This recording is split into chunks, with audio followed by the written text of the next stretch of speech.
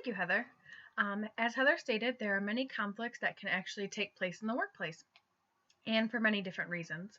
I'm going to go over with you some of the solutions to these conflicts, and then Megan is going to come in and talk about ways to make sure that these conflicts stay corrected. Who here has ever been part of a workplace conflict? I think we all have, and I think we all think we have the best answer on how to fix it. Conflicts in the workplace are going to happen, and while it isn't always a bad thing, they cannot be ignored. Ignoring these conflicts can be costly. Every unaddressed conflict wastes company time in either gossip or unproductive activities. Mike Myatt from Forbes says, "Do not fear conflict, embrace it. It's your job." And I agree with this 110%. In most situations, it is human nature to just want to avoid these uncomfortable conflicts with others, but that tactic isn't always going to work in the long run.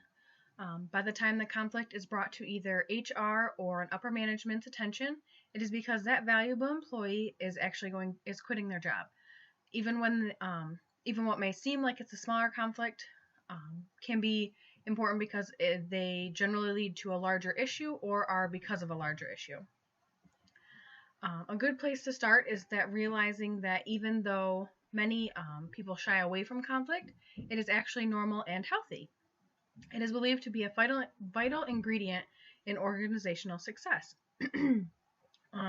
According to Michael Woodward, an organizational psychologist in the New York City area, it has been found that most effective teams are ones where the members feel safe enough to disagree with one another.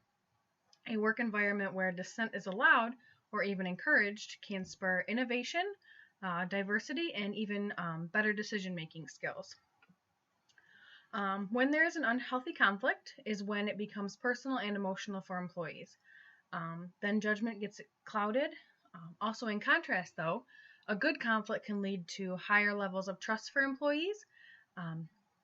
If people see that it's okay to challenge the boss, they can question the status quo, which can actually be better for the company. When should either an HR or management step in? As I mentioned before, someone should step in when an employee is feeling threatened and want to quit over this problem. I've actually been in a situation very similar to this before, where the problem just got so out of hand and I ended up quitting my job. And many other people also left the company. The person I had the conflict with was my manager, so I wasn't able to necessarily direct my problem to him. But I did go to the human resource department, and they told me to be patient with the situation, and that they were working on it. But after another year of time had gone by and nothing was really ever changing, and a lot of back and forth with them, I just eventually ended up leaving the unhealthy environment. I ended up staying in contact with a few people from the office, and it sounded like things got a lot more toxic before they got better.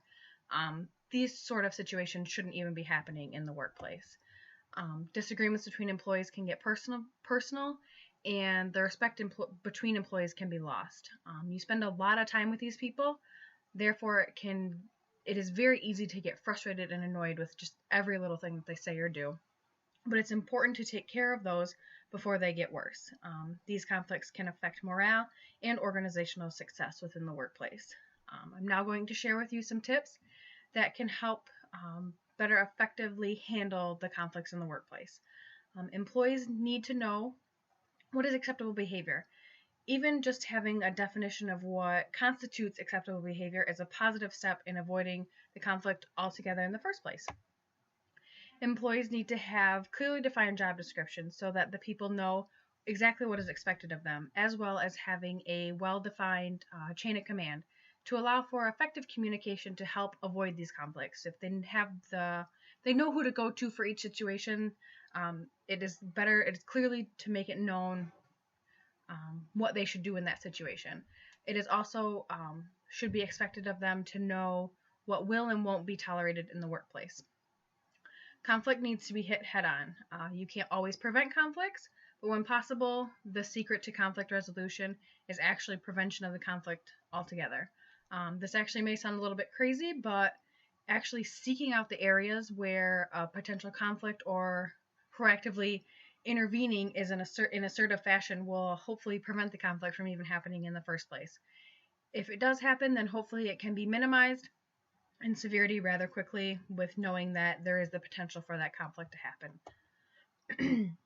What has also been noted is that it is it is almost essential to understand what others' motivations are prior to weighing in on the conflict.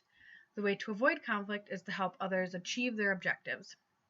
If a conflict is approached in a way where it will help others best achieve their goals, then there's going to be fewer obstacles during resolving the conflict to stand in the way when resolving the conflict. Employees should really pick their battles and try to avoid conflict for the sake of a conflict. It's important to remember that it is important, if it's important enough to create a conflict in the first place, then it is most definitely important to resolve the actual conflict. Conflicts can also be viewed as an opportunity. Deep down in just about every conflict, there's the potential for a tremendous teaching or learning opportunity. When there is a disagreement or a learning opportunity, there's also going to be the potential for some sort of growth or some sort of growth and development within the situation. Next, I'm now going to go over with you some steps of resolving the different type of conflicts that Heather did go over with you. I would start the resolving the conflict by scheduling a meeting with the employees to address the problem and do it in a neutral place.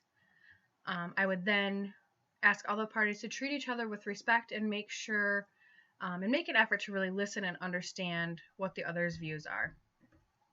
Have each of the employees describe the conflict. This should include any changes that they would like to see.